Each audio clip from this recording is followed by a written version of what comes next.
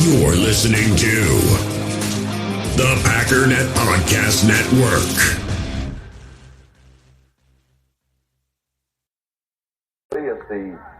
It's the lead play in our offense. We ask our YN or a tight end to open up somewhere between 6 feet and 9 feet, get an isolation with the linebacker. Tell the tackle to take the defensive end if he's over him. If he's not, he drives down on the first man to his inside. If the YN has the linebacker taken out, he cuts inside. If the YN has the linebacker in, he comes all the way around. If you look at this play, what we're trying to get is a seal here and a seal here, and try to run this play in the alley.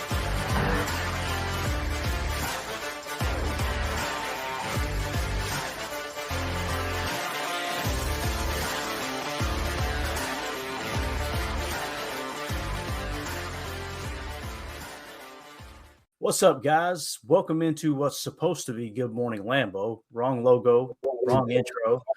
We're off to a roaring start here. Hope everybody. Good morning. Hope everyone's having an awesome Sunday morning. Joined alongside Tim, live in Green Bay. We got Jacob in Wisconsin.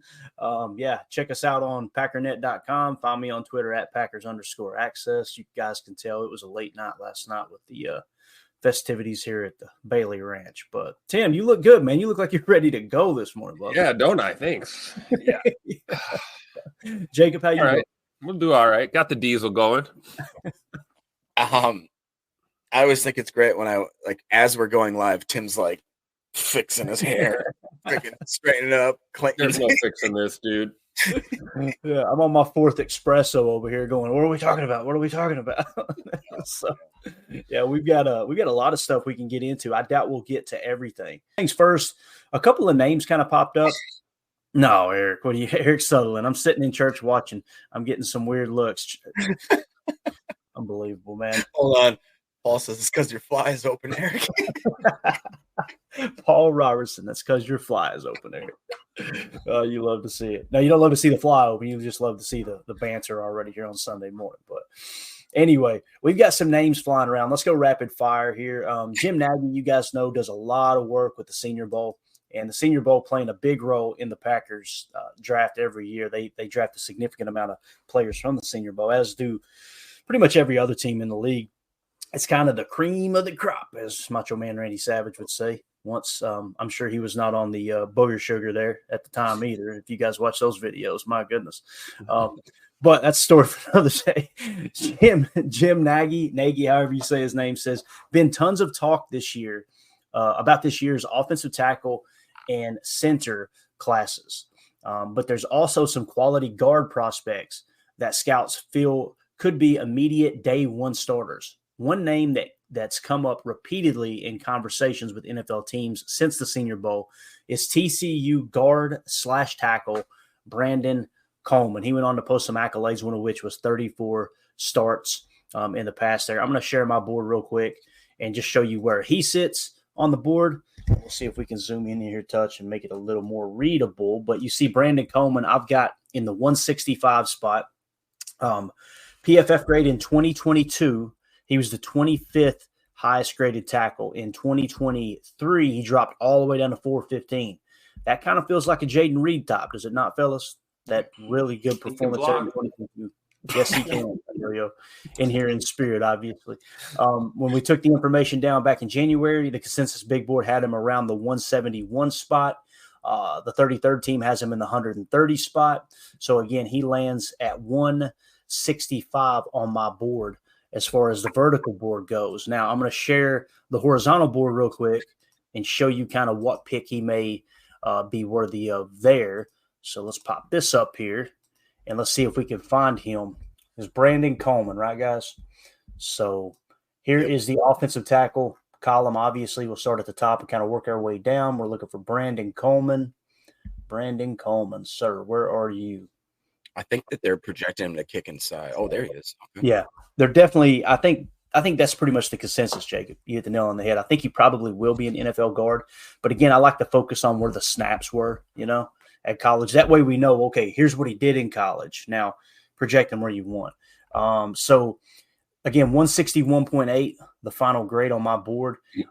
He lands in the 112 spot, 2 placeholder spots, which suggests he's worthy of the 110th pick. So probably as soon as you crack that top 100, might be a chance that Brandon Coleman flies off the board there. He could drop, he could be higher, which we'll kind of talk about how draft boards differ here in a second. But you got anything on him, Jacob?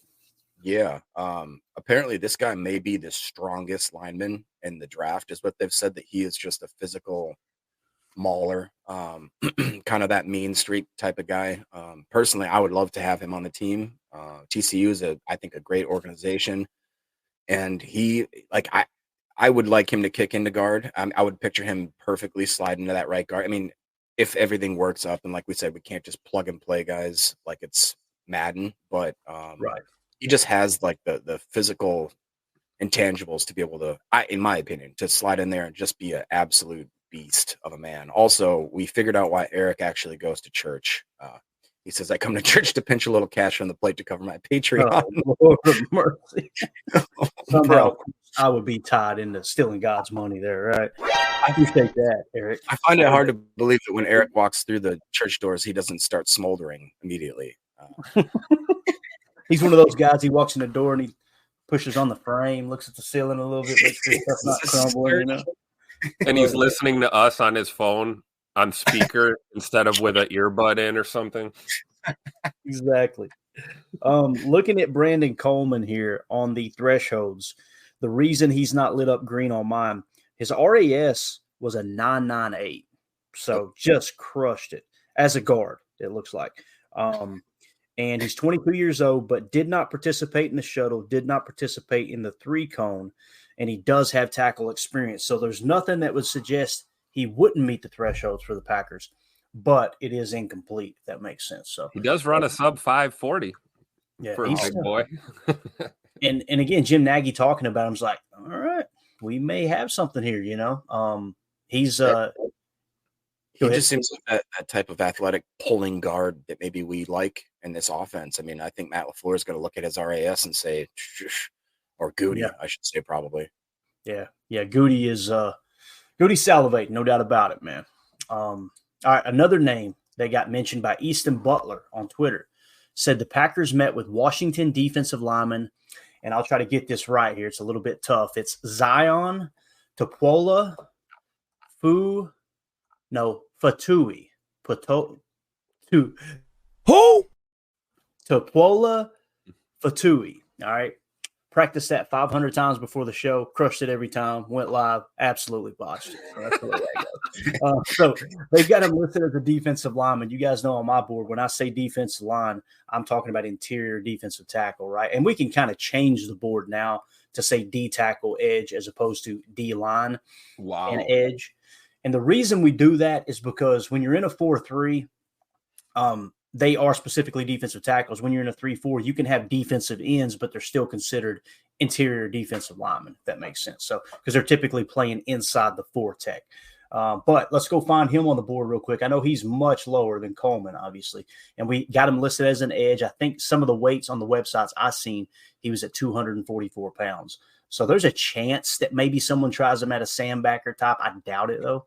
But here you go. We got him with a 334.5 grade, worthy of the 172nd pick, according to my board. Okay, so again, when we say worthy of those picks, keep in mind, it could push him way down. It's just simply I would have no problem with him being taken at that spot because of how that whole area sits on the horizontal board. And that's why the horizontal board is so important there. So, Tim, you got anything on our boy Zion? Anything you want to add there?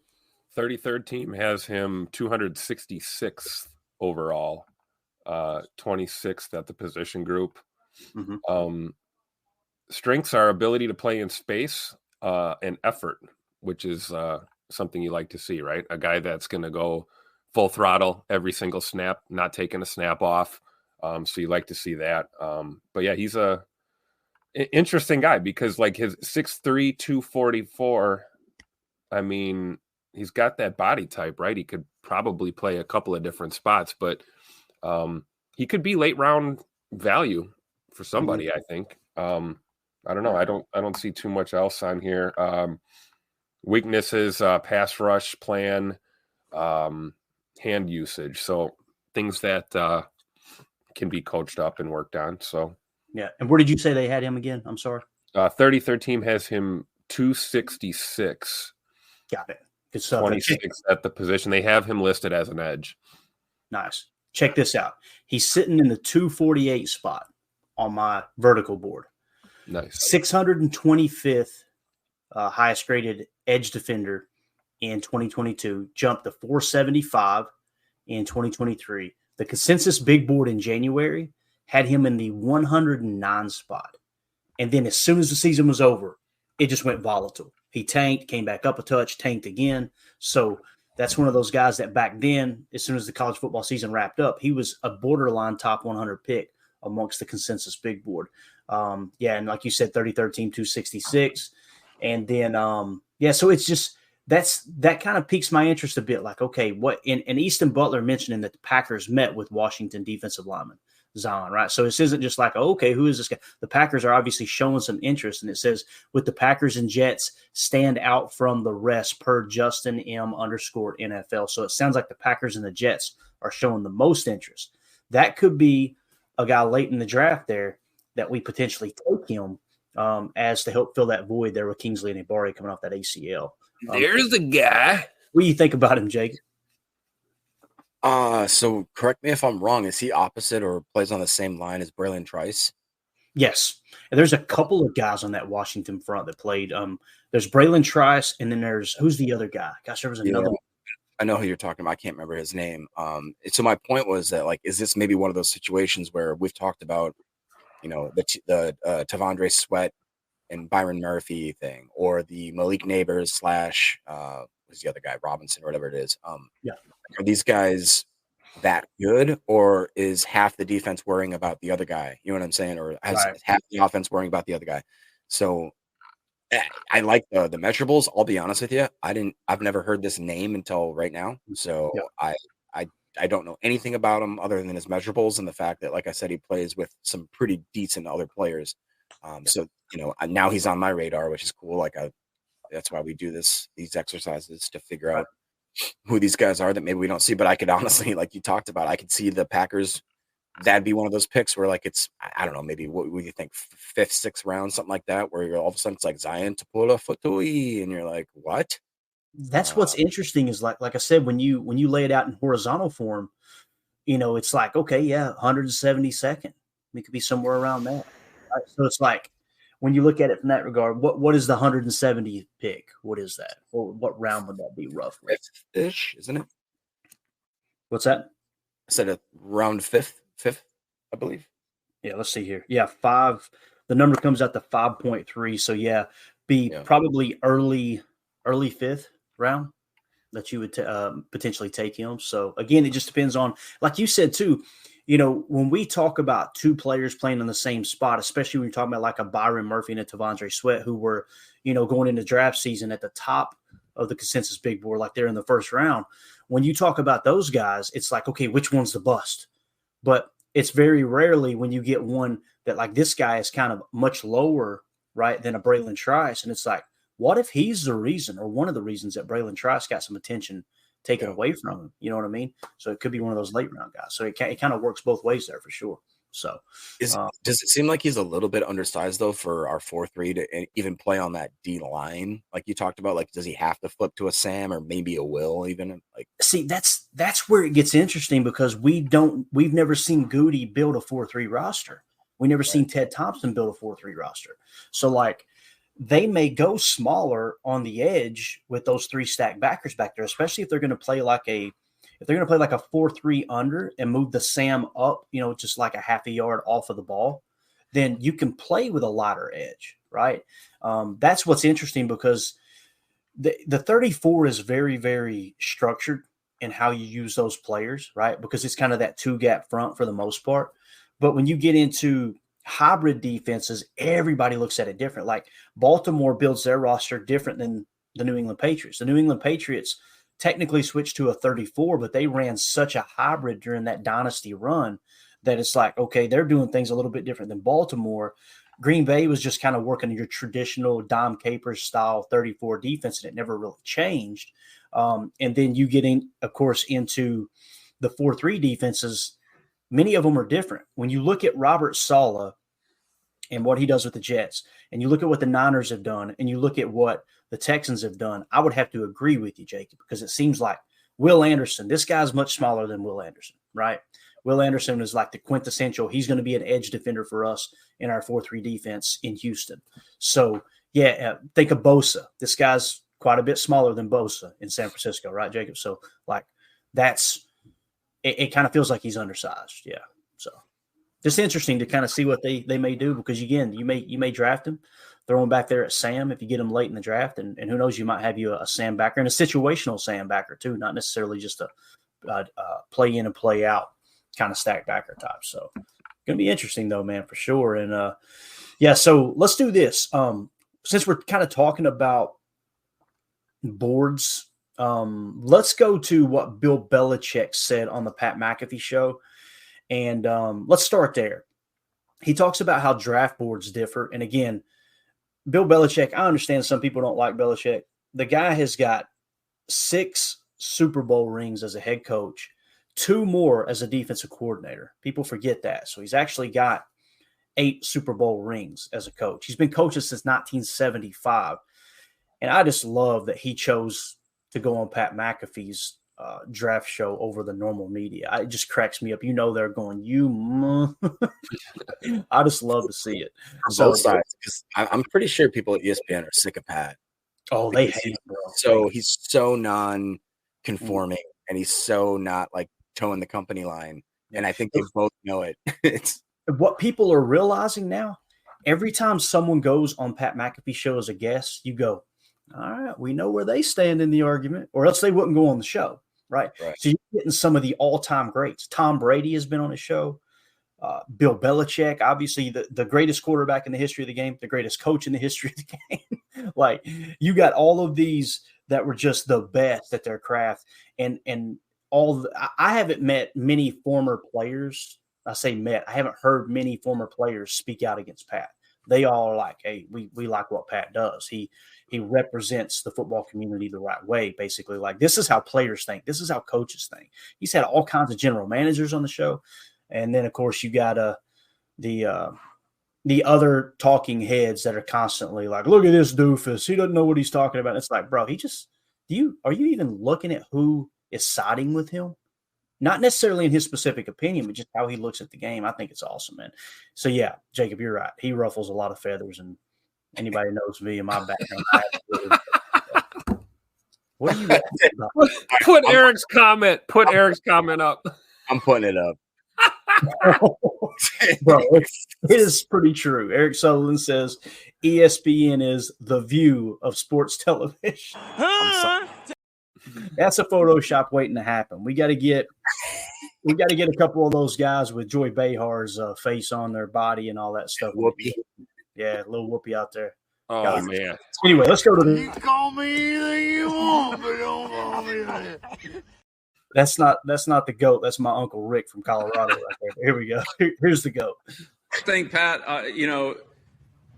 when we look at our draft board on Thursday night, I think the one thing that everybody has to understand is our draft board will look different than every other draft board in the league, just like every team's draft board will look different than every other draft board in the league.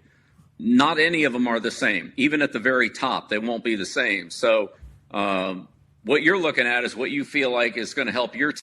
It's important to put that out there, because how many people do you see that when you share your board, you share your mock, you share how you see the draft, oh, you're way off on this one. It's like, okay, Threshold King, calm down. Like, there's not 2 coaches in the National Football League, 2 general managers in the National Football League whose boards are exactly the same.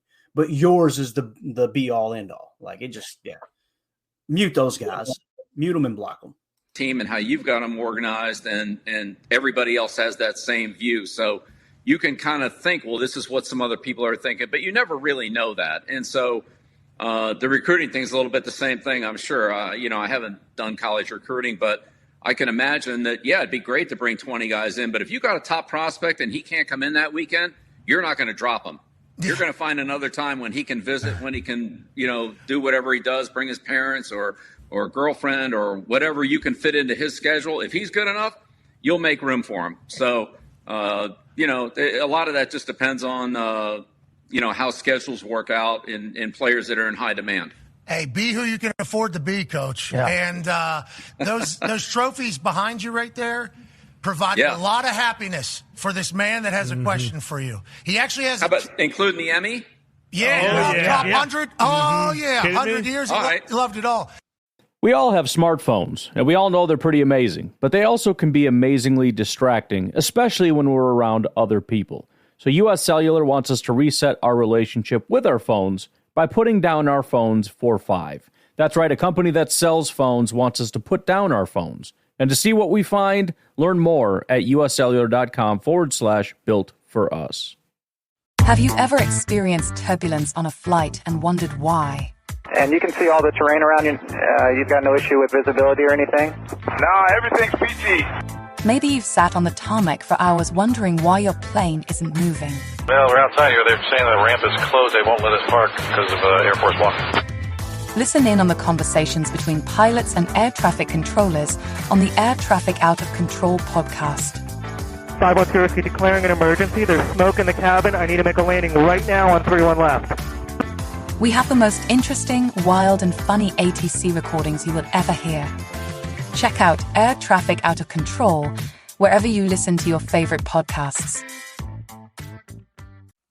Yeah, so he also got, by the way, an Emmy for his performance there with the all-time top 100 that the NFL Network did. So, just absolutely. You notice a different Belichick here, guys? Like how he's talking? He's like funny. A normal dude. What's that? He's funny. Oh, he's been funny for years. People he was the smartest man alive because he never let the media know anything. He never gave them a freaking 10-cent coin. He never let them know anything. I'll never forget, when that lady, she's like, "What's your favorite part of the football season?" Everybody goes, "Everything. Everything's great. I love everything." She's like, "I asked you a question earlier this week. Do you want to revitalize?" He goes, "No." He just and that's like the big misconception about him. And now the players, if you guys, I'm telling you, got to watch the Dynasty. It is wild. But they basically, the Crafts produced that whole thing, and Robert and Jonathan Kraft, the underlying message is along with the book, The Dynasty, and it's just this big doofus was just in the way the whole time is basically the vibe you get. It's like, this dude has got 8 Super Bowl rings, 6 for your organization, and he had nothing to do with you guys winning those. It's just wild, absolutely wild. So, and the players are now speaking out is what I was getting at. His former players are now speaking out, going, "Hey, no, this is a hit piece on Coach Belichick. They love playing for him." And when you ask him, did you hate Belichick? He's like, "I don't think you ever like your coaches. Like, if you liked your coach when you were in the heat of battle, then they weren't coaching you. They were patting you on the rear end like you were a little child. Like a true coach." My coach, Coach Morris, growing up, he's in the Kentucky High School Baseball Hall of Fame. Bro, I couldn't stand him. And I get 2 years out of high school, and I'm like, that dude knew what the hell he was talking about. I just wasn't mature enough to grab it, right? So, yeah, I don't think anybody is just like, "Oh, he's my best friend." If they're a real coach, it's someone who's going to tell you what you need to hear, not what you want to hear. I was just going to say, dude, that bugs me. Same thing. I had a football coach that coached me from 6th grade all the way from varsity. He just happened to move up coincidentally with our class. And he never was. I mean, I ended up living with the guy actually in my senior year of high school because I was, whatever. But he was not my friend. He was an absolute critic of everything I did. And like you talked about, at the end of the day, you have to be humble with yourself and be like, so is he actually ripping on me, or is he trying to make me a better person? And I think that every single one of Belichick's players understands, like you said, when they take a step back, they're like, no, he was coaching me. He wasn't ragging me. He wasn't dogging me. He was coaching me. And if you're the type of player that can't take coaching, well, that's probably why you're not going to be in the league that long, Exactly. Yeah, exactly. So it's just cool to see the players kind of come to his defense. But again, Belichick is still he's looking to get a job next year. So he's still in the hunt. He's still grading players. like Michael Lombardi said the other day, he does a physical write-up on every single potential prospect every year, still doing it to this day. So he built his draft board as if he was still coaching this year. That's the draft board they're going to be using on McAfee Show. So that's what's going to be on my screen during the draft. Watch how quick Belichick gets a call during the season if one of these coaches just screws up and you have a dumpster fire of a start and you're looking to make a change. I bet you old Billy's phone rings pretty quickly. Yep, absolutely. Yep. So another thing that got kind of brought up that to me it applies to the Packers. When you've got a successful franchise, you're always picking in the back half of the draft, right? Like last year was odd because we had the 13th pick. It's like, okay, this is kind of uncharted territory, right? So here is a question from Boston Connor, huge Patriots fan. He showed it last week. He got tattooed on his bicep, William Steven Belichick, right? He got Bill Belichick's name tattooed on his bicep. He's one of those massholes we talk about that just is crazy about the Patriots. But here's his question talking about picking last. And listen how Bill talks about kind of working the board and how picking last, can come into play for a team. One thing that always happened for New England, especially around this draft time, was, we didn't get very excited as fans just because when you're picking so late in the draft, first of all, Pat mentioned that you got to wait 45 hours to get to the pick. And then a lot of the times, you would trade back or trade out of the first round because, you just didn't have anything to really take. What is the mindset going into a draft when you are picking that late? Because, this is something that your buddy Andy Reid has to deal with now because they're going to be 28 and up going forward for the next, 10, 15 years, who knows. But what is kind of the thought process around that? And when do you know, like during that first round, hey, we're trading out, there's no point to stay here? Right. That's a great question. And the answer is every year is different and you really don't know. When you're picking at the end of the draft, and I got this question, from people in our organization and so forth a lot, what are we going to do? We're picking 28th, we're picking 32nd. You tell me who's going to be there, and then I can tell you what we're going to do, but you just really don't know. There's so many teams in front of you. It's just impossible to predict. So did I think we would ever draft Vince Wilfork? I thought there was no chance he would be on the board when we picked. I didn't think Hightower would be there, so we traded up and got him. I didn't think Chandler Jones would be there, so we traded up and got him. Logan Mankins was there, and we waited it out and took Mankins at 32. But you just don't know what's going to be at the end of the draft when you're picking there. So sometimes you see somebody fall in and say, okay, it's worth it to trade and get up and get the guy. Other times you kind of wait and see who slides through. Sometimes you feel like I'm taking this guy, there's not much there at the end of the first round. Let me move back, a few spots and try to either, accumulate some capital or, take the same player or the same quality of player that you're going to take. You got 2 or 3 guys you like there, just back up and take a little bit more for it. I think the 5th-year option is an issue at the end of the first round for the high-priced positions. So obviously quarterback, which is what the Ravens did when they took Lamar Jackson. They traded in our spot at 32 to take Jackson and got the 5th-year option on him. Or cornerback, offensive tackle, maybe even pass rusher. But when you talk about the tackles and the pass rushers and the receivers at that point, you're probably talking about the 5th or 6th guy. But look, if it's a guy who's going to end up making a lot of money at one of those high quality positions, then it's worth it probably to be up in the first round and potentially have a 5th-year option. So that's sometimes a factor too of there's a little bit of savings from the first round to the second round because that 5th-year option is included in the first round. All right. So to me, that's fascinating to talk about the 5th-year option. And we've talked about it in the past, right? Like the reason teams want to get up in the first round to get that option for the 5th-year option is you can save money by slapping a 5th-year option on a guy who just turns into an absolute stud, right? You've got kind of that leverage. To me, it's the 5th-year option is a mini franchise tag. And then if they are an absolute superstar, then you've got back-to-back years you can have franchise tags. So essentially you've got a player that you took in the first round.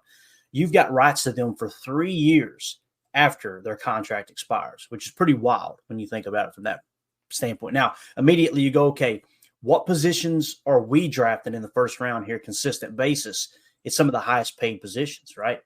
Talk about Eric Stokes, cornerback, one of those higher paid positions, right? It's kind of a premium right now, what teams are willing to pay. Lucas Van Ness, edge is at the top of the heap. Like, it's the most expensive position on defense.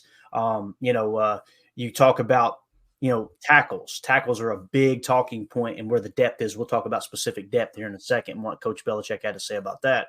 But tackles are, outside of quarterback, tackles are like the most expensive position, right?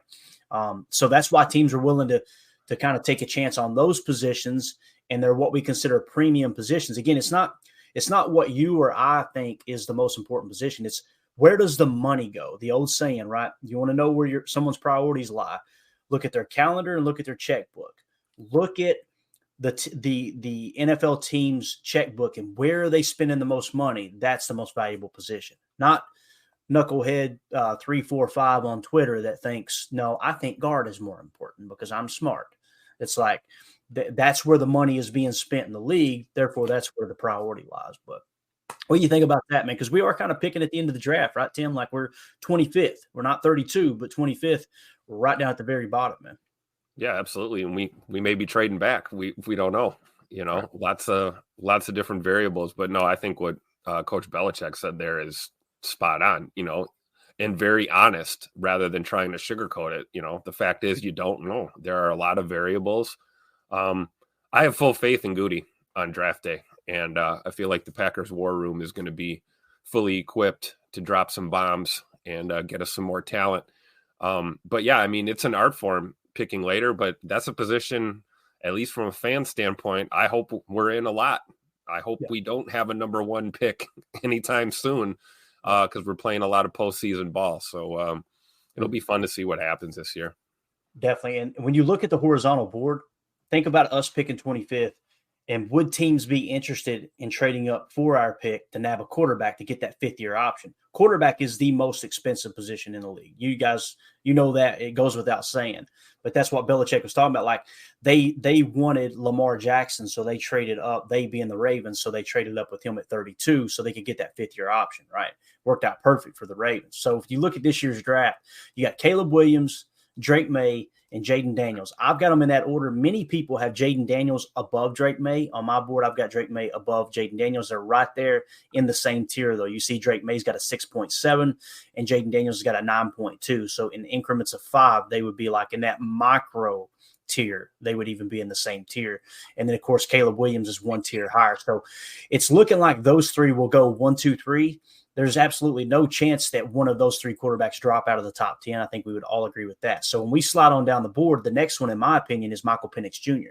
Now, in the public eye, it's definitely J.J. McCarthy. But again, I don't adjust my board for what's going on right now, what's the big rumor mill, all that stuff, because a lot of that stuff is smoke and mirrors, which we'll get to a clip in a minute too, where Belichick talks about agent speak. And when you really want to key in is like 24, 48 hours before the draft starts is when stuff becomes real. Everything else is kind of let's pump our guy up. Other teams are trying to get other teams off of those guys. So Michael Penix Jr. could potentially be one. He's worthy of the 25th pick, according to my board here. Then you got Bo Nix. I mean, really, really close behind him is Bo Nix and J.J. McCarthy. So you've got potentially 5 quarterbacks that could go in the first round. Slam dunk 3 are going in the first. I think 4 is a pretty safe bet. So if what we're looking to see here is if these guys start flying off the board, and let's say J.J. McCarthy goes 4th and it's somewhere in the middle of the first round, we need to be praying to sweet baby Jesus that there's another team that has a first round grade on Michael Penix Jr. or Bo Nix, and we could potentially trade down. Because I know everybody on this show, Jacob, we're all team trade down, right? Yeah. I mean, I guess. Did you hear that? Like Bill said, though, I mean, it depends on who. Tell me who's there. Tell me who's available, and tell me, like you said. And I think that, dude, I think 5 may go in the first round this year. I really do, because people are sleeping on the fact that, like, Oakland needs a quarterback.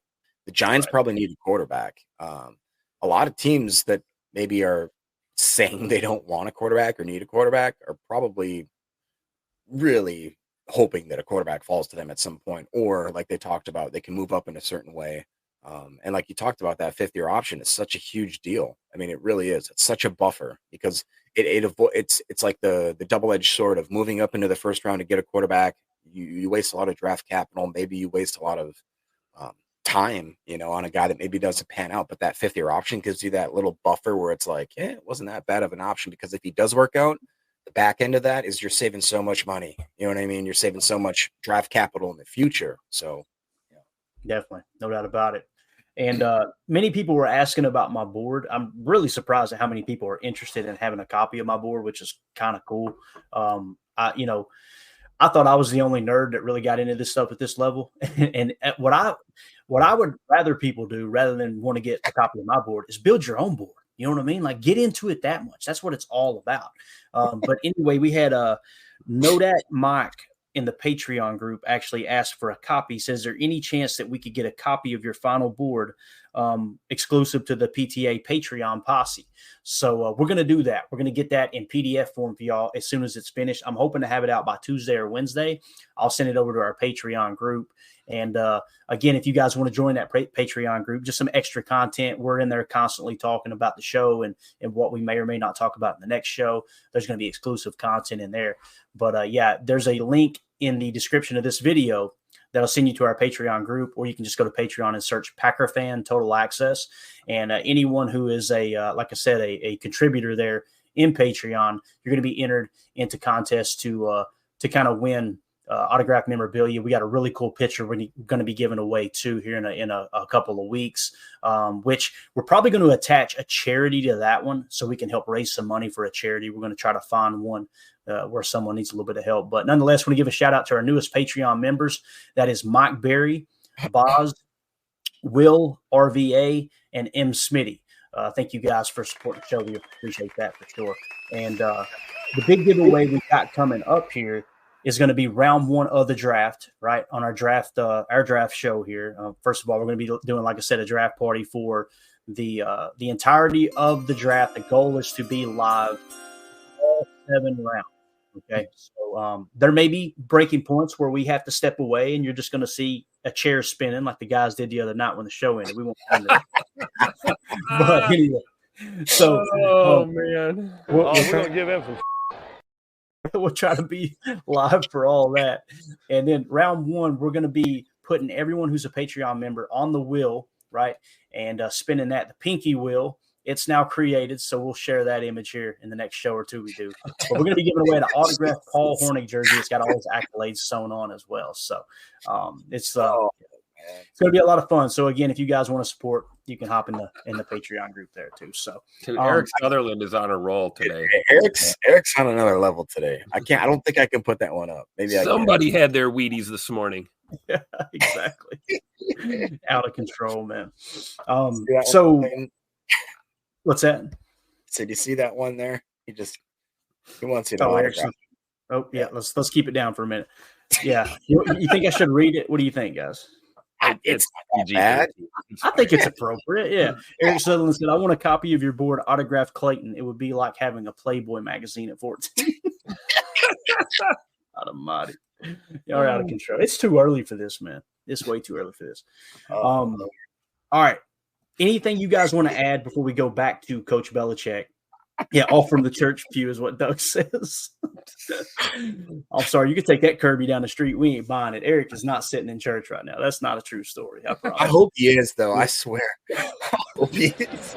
You think God never farted? Perfect drop. You think God never farted?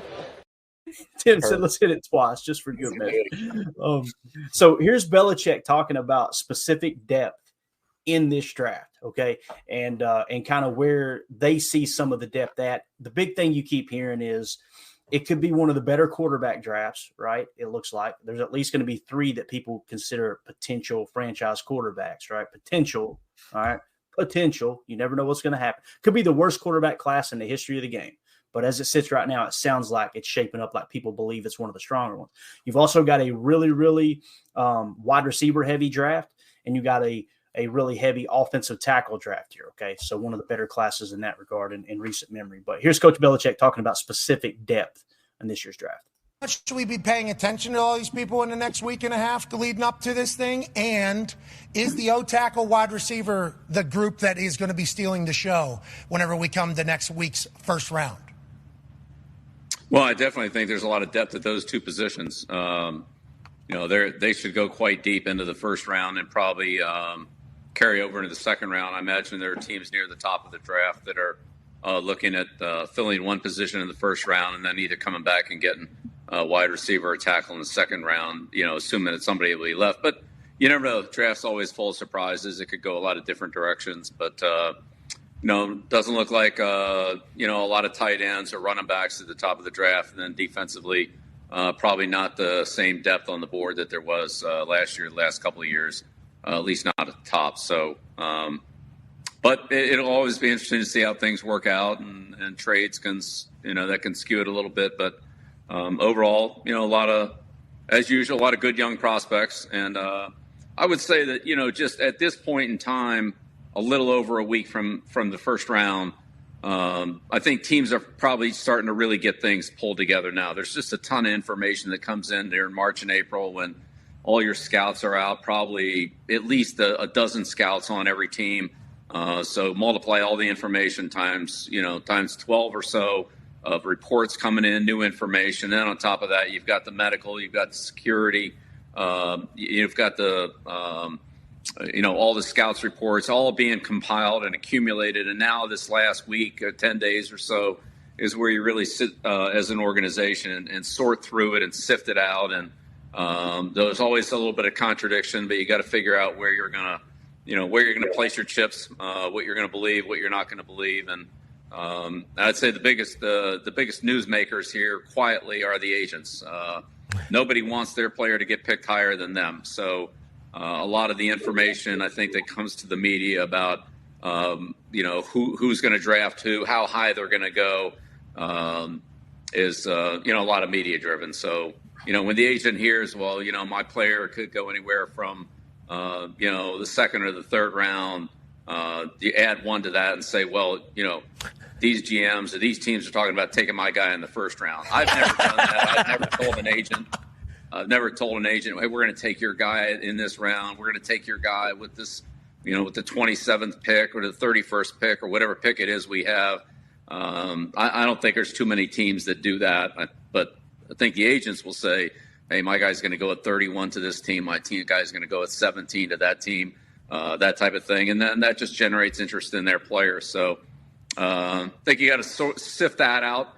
But as you get closer to draft day, sometimes teams get closer to figuring out what they're going to do. There is information that can leak out of the organizations in one way or another that can give you some insight into what they're going to do. I think it's a little early for that, but when you get into the last, I'd say 12 or less hours before the draft, sometimes that information can be very, very accurate and helpful. So, yeah, I completely missed that. I thought he said 24 to 48 hours. He said 12 hours. So, leading right up to the draft. And again, we're talking about how the board is constantly doing this, Jacob. People are up and down, up and down. Why is that? You got agents trying to put information out. You've got people in the media that think they know the truth, and all these smoke screens are coming out. I know 110% this has happened in the past. Teams have put false narratives out there in the public. Like, hey, we're on this guy. Telling a reporter, hey, man, if they call and say, hey, you got anything new? Yeah, we're actually looking at this player here at number 12. What Coach Belichick said. I don't think there's any teams that are putting out that information, at least honestly, right? Yeah. They're constantly trying to get the board to fluctuate in the angle that they want it to. But go ahead, Jacob. What you got, Bubba? Oh, man. As I'm listening to that, I kind of just had this weird realization is that when you look at guys, whether it be people in the sports industry, guys that have hit that level like a Belichick, or people that are politicians, or maybe people that have seen behind the veil, they realize the media is complete BS. They realize that it's literally a tool. And the rest of us are just sitting here going, oh, yeah, give me more, give me more, give me more. It's right. All BS, man. It's all just a smokescreen. And it's so interesting because you can put that parallel across sports, politics, life, everything. You just have to sit there and realize that we are being force-fed a bunch of horse manure. And it's just crazy how when you take a step back and you realize it and you just think about how Bill's thinking, it's obviously every team has an agenda. Obviously every agent has an agenda. Every news organization has an agenda. They're going to tell you anything that they think that you want to hear to help their cause. So that is very, very, I guess, good to think about or important to think about, to take a step back and be like, who's telling me the information, and does this information benefit or hurt them? And then you have to kind of like, it's like drinking from a fire hose and trying to figure out what the heck is going on here. It's just, it's stupid. Yeah, absolutely, man. So, Tim, sir, what do you think about Belichick said what he said there, man? I love how he's like, well, I never started any rumors. I would never. Yeah, right, Bill. Yeah, right. They don't call you the GOAT for no reason. You don't get to that level without playing a little hardball, right? You got it's I don't know what you call it. It's not dirty. It's part of the game, man, right? You gotta. There's a little manipulation going on here and there. In the first part of the comments, I like the way he talked about some of these recruits or these draft picks, about how if you target a guy, you're going to do what you can to meet with him. You're going to meet with his family. You're going to move your schedule around. So the thing I respect about Belichick is he's a guy who does care about his players, and Absolutely. he's gonna advocate for whoever he had his sights set on, and if that means using the media's manipulation to his advantage, I'm sure Coach Belichick's done that a handful of times over his career. But I just thought that was funny for him to just say that, I don't do that, but some teams do that. It's like, right. Yeah, okay. Exactly. No, I would never do that. So when you look at what he's talking about with depth, he said wide receiver and offensive tackle, right? So let's look at how the board sits here horizontally. Marvin Harrison Jr., Rome Odunze, Malik Neighbors right at the top of the wide receiver position, okay? Let's hop over to the offensive tackle column. You got Joe Alt, you got Fuaga from Oregon State, then you got J.C. Latham from Alabama, you got Fashanu from Penn State, you got Fontana from Washington, you got Amarius Mims from Georgia, you got Graham Barton, which I think we would all agree is probably interior offensive line, but again, he got all of his snaps at left tackle there in the last 2 years, so that's what we went with here, just to kind of show, hey, look, here's where his experience is, and we're projecting him to be an interior offensive lineman. Jordan Morgan at left tackle out of Arizona. Then you hop down to Ladd McConkey at wide receiver. Okay, I've got him worthy of the 32nd pick.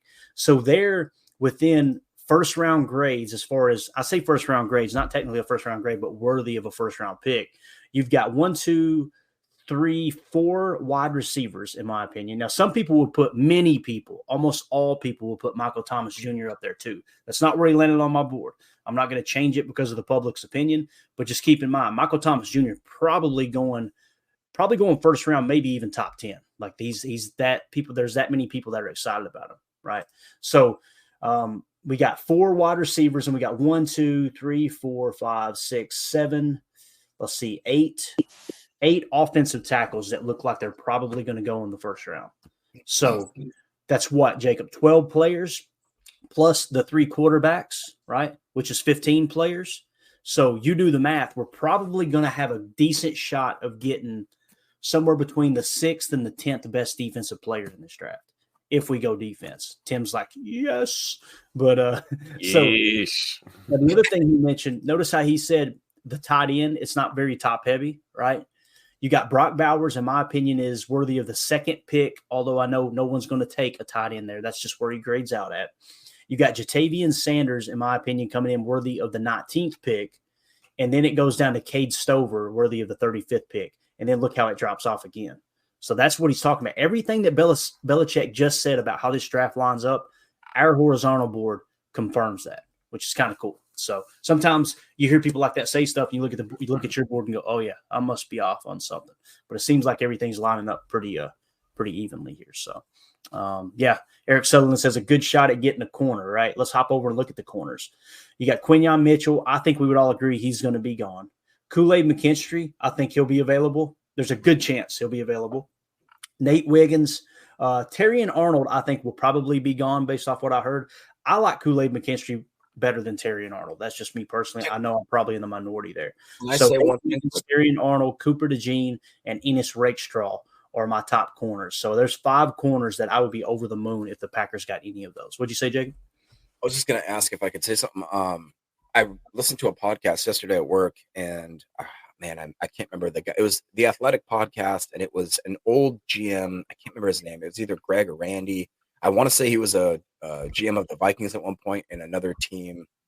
And he said that, in his opinion, Nate Wiggins is the best corner in this draft. And he says it's not even close. And then he went off to say that in his whole career, he allowed 8 first downs. That's in college. 8 first downs at Clemson, going against arguably the best talent in the league. And he only was targeted, I think it was something like 42 times his senior year. And he allowed 19 catches, total. Hey, Jake, let me ask you this, man. What's the negative with Nate Wiggins? What's the first thing that comes to mind? Size. Weight, right? Now, because when you say size, immediately you think, okay, height and weight. He's 6'1", 6'2", right? Somewhere around that range. He's just thin. So when you turn on the tape, though, this dude doesn't play thin, does he? Like, he plays like a dog. So I'm with you, man. If we were to get Nate Wiggins, Kool-Aid McKinstry, Terrion Arnold, Cooper DeJean, or Ennis Rakestraw at 25, I'm all about it, man. All about it. So those are the guys. And again, I got Tyler Nubin right there clustered with those 4, worthy of the 22nd pick. But that RAS is going to keep him out of the first round. I don't see anybody spending a first-round pick on Tyler Nubin. So why do you think about this, Clay? So here's why I like Kool-Aid more than Arnold. Everyone talks about Arnold this year, right? Arnold was just, phenomenal this year. Kool-Aid McKinstry was a higher recruit coming out of high school, right? Someone asked the question earlier. It was like earlier, several weeks ago. They said, do you think Kool-Aid do you think the reason that Kool-Aid looked so good was because Terrion Arnold was having to cover the number 1 receiver? It was actually the opposite. Kool-Aid McKinstry last year, if you were to look ahead to this year at the consensus big board, he was projected to be a top 10 pick. So to me, it was quite the opposite. I guarantee you Kool-Aid was having to cover the number 1, and Terrion Arnold kind of boosts up a little bit. I'm not saying Terrion Arnold is a bad prospect. You see, I've got them right there in the same ballpark, here. So, again, I think Terrion Arnold is worthy of the 22nd pick. I know I'm in the minority in having Kool-Aid over Terrion Arnold, but that's the reason I put Kool-Aid over Terrion Arnold, is because he was the number 1 corner for Bama the last 2 years.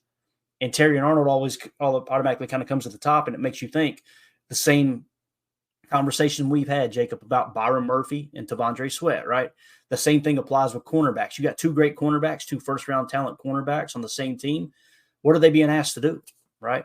Now, you go watch the tape and make the decision yourself. Now, the way it was explained to me, Kool-Aid McKinstry is an actual press corner, right? This is how Greg Cosell lined up. Kool-Aid McKinstry is an actual press corner. I think I've got the notes on my vertical board. Let me look real quick. I won't put it on the screen, but I'll read them to you guys because I try to make notes when people talk about these specific things. Yeah, here we go. So with Kool-Aid McKinstry, press man corner, okay? Now, when he talked about Terrion Arnold, he said Terrion Arnold is more of a mirror match press man. Now, what's the difference in that? Kool-Aid is more of a in-your-face, jam you at the line, get in the hip pocket. Mirror match press man is you're on the line and you're looking to mirror him every step of the way. It's essentially you're showing press, you get in their hip pocket, and you're mirroring them along the way. So what it comes down to, and like Greg Cosell, like Ross Tucker, like many other people, I think I heard Jim Nagy say this too, what it comes down to is what would you rather have, a press man corner or a mirror match press man corner? And here's the thing. Their overall grade is so close together, you can justify either of them going over the other, in my opinion. At least that's how my board sets. Now, when you look at why they are where they are on my board, Kool-Aid McKinstry in 2022, 40th highest graded corner according to PFF. In 2023, he jumped to 12th. The consensus big board had him at 12 back in January. The 33rd team had him in the 13th spot. Daniel Jeremiah has him at 36. Now, if you hop down to Terrion Arnold, let me just read these numbers to you guys. Who would you rather have if you have to choose off the 2022 PFF grade? The guy who's ranked 40th or the guy who's ranked 243rd? You're going with 40, right? Yeah. 40 is Kool-Aid McKinstry. Okay. Now let's go to 2023 grade. If you had to choose between these 2 corners, one ranked 12th amongst corners. Okay. The other ranked 14th. Which one are you taking? The one that's ranked 12th is Kool-Aid McKinstry, right? Okay. The consensus big board back in January when the season ends, right? One was ranked 12th on the consensus big board. The other was 21st. you're going with the 12th. If you remove the names, right, you remove the style of play. This is just simply analytics here, right? And I'm not suggesting you guys know there's a reason there's multi-facets to my board is because this isn't like the secret glue, the secret, you know what I mean? The secret to the recipe of finding a good player. I'm just saying comparing it across the board. You go to the 33rd team. They had one 13th. They had the other one 31st. I'm going with 13th over 31st. That was Kool-Aid McKinstry.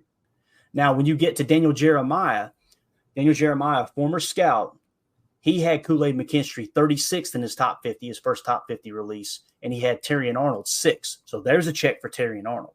So essentially, you've got one of those boxes that's checked. Now, when you go to Kool-Aid McKinstry, his RAS, if I remember correctly, was in the 7s, right? He was in the 7 range. He was doing it with a foot fracture, too. Keep that in mind, right? Terrion Arnold finished in the 8s, and he was completely healthy, right? So that you got to give that notch to Terrion Arnold as well. So, and then, of course, with Greg Cosell, they both got bonuses. It sounded to me like Greg Cosell liked Terrion Arnold better than Kool-Aid McKinstry, but then he put that preface or that side note of, yes, I would put Terrion Arnold over Kool-Aid McKinstry, but the question is, would you rather have a press man corner or a mirror match press man corner? So they're that close. That makes sense. Yeah, it makes total sense. Dennis in the chat says, Arnold is so good at mirror match. His hip swivel easier than Emilio's Buffalo Wild Wings bar stool. Well, if you watch this show enough, Dennis, you would know that Emilio was sitting on a hard stool. He didn't have a bar stool. He was on a hard chair. Remember his famous quote? God, I wish we could pull that up. He said, I spend way too much money sitting on these hard ASS chairs at B-dubs watching the Packers get beat every week. He said on a 32-inch flat screen. 32-inch. He even said from 20 feet away, didn't he?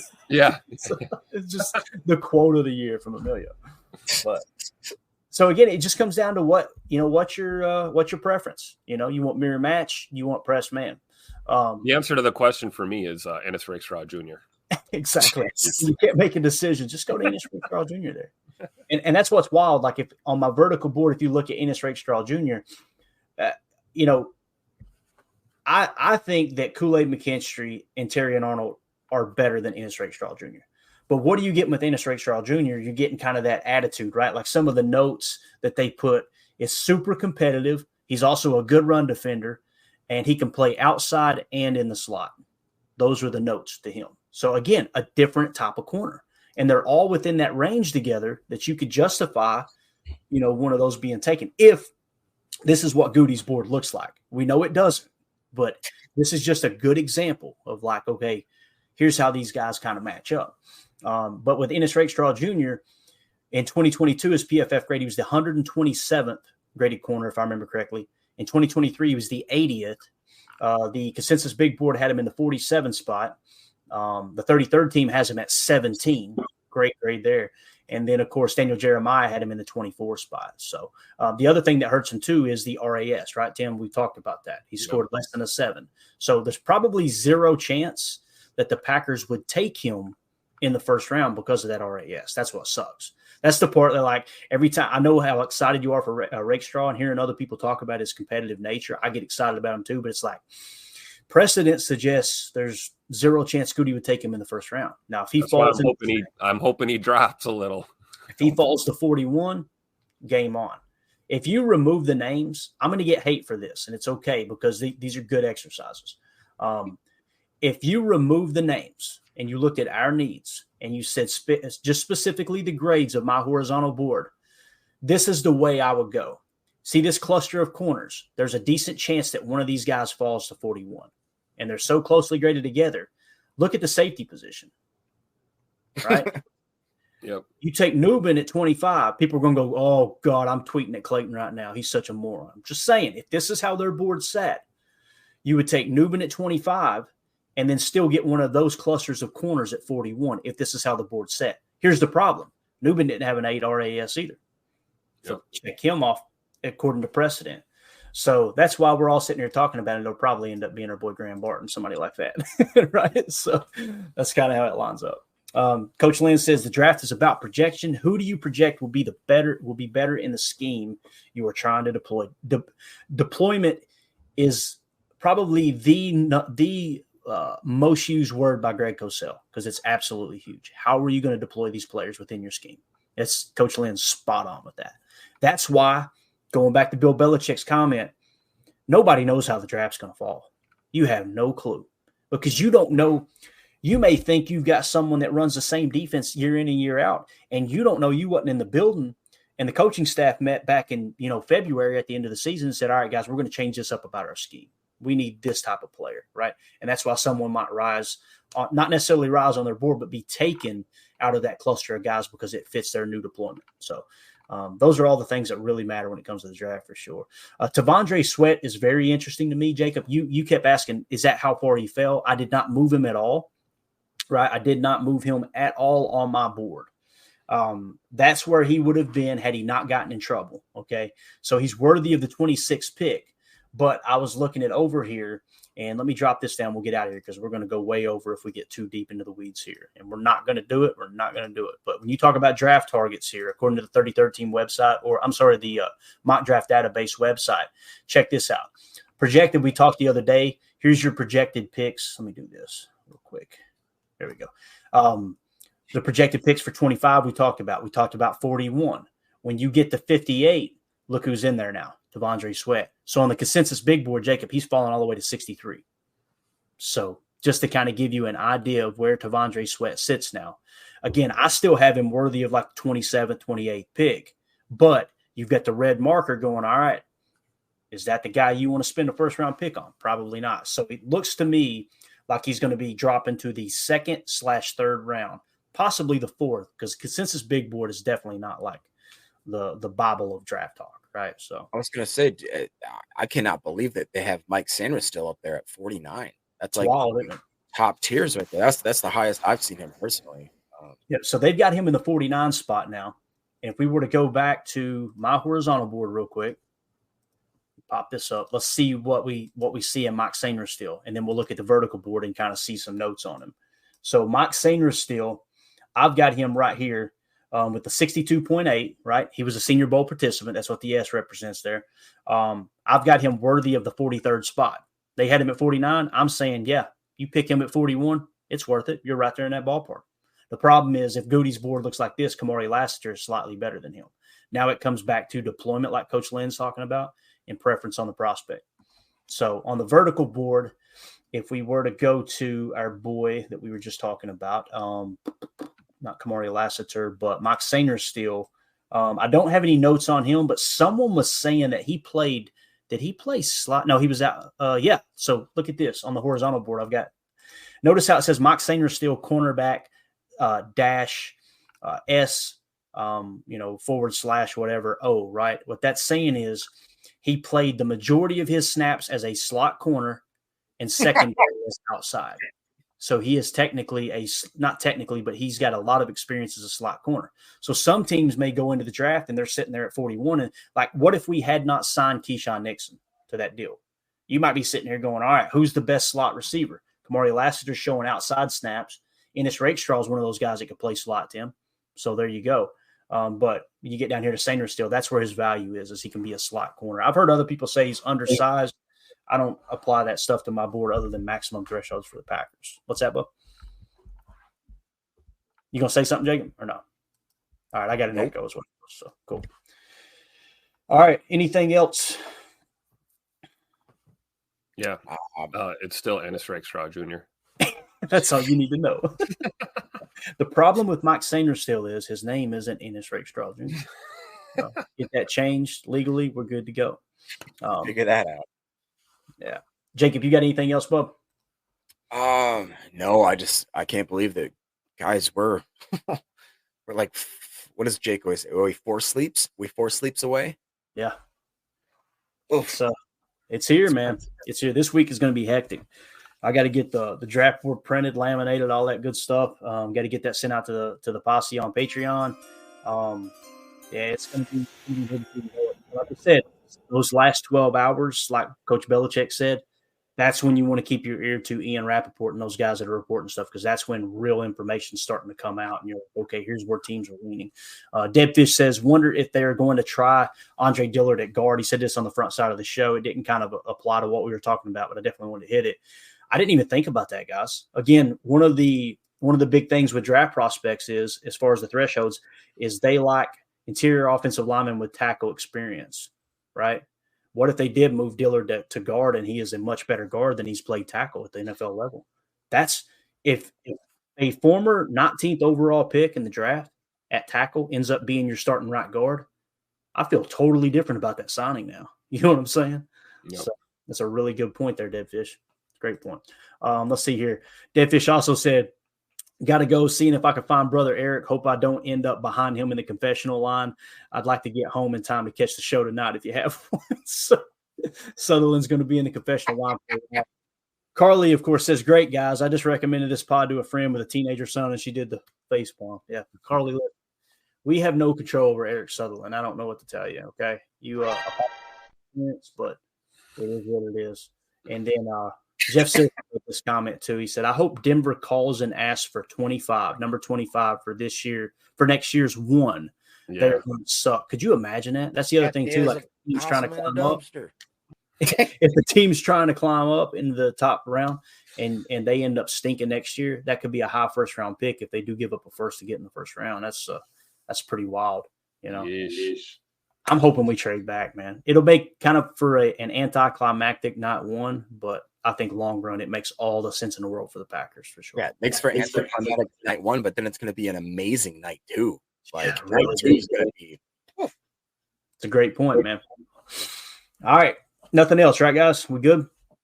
Yeesh. All right. Want to give a quick plug to this real quick. Ryan on Twitter, on X, is doing a giveaway. Okay. And this is what his tweet says, @Pack_Daddy says, ready for the NFL draft, join our game and win big.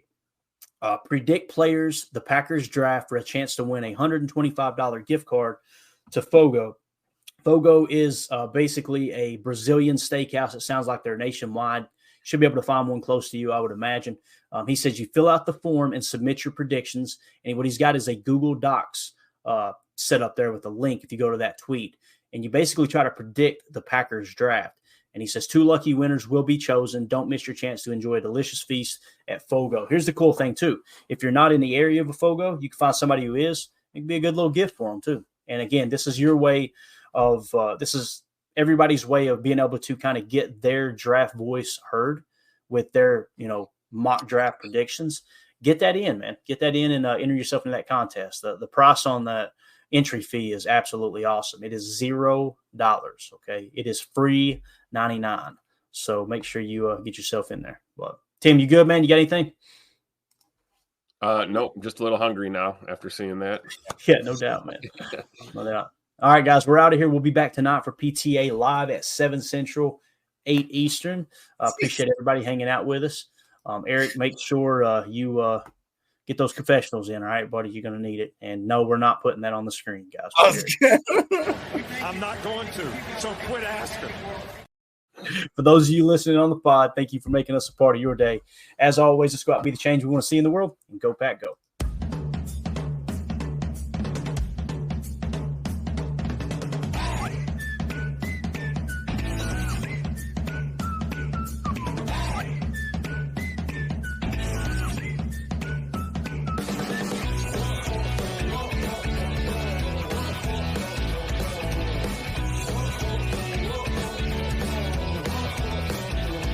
At Arizona State University, we offer a variety of programs online designed and taught by a renowned faculty to empower your success. That's why 87% of ASU online graduates stated they were promoted or received an increase in salary after earning their degree. Visit asuonline.asu.edu.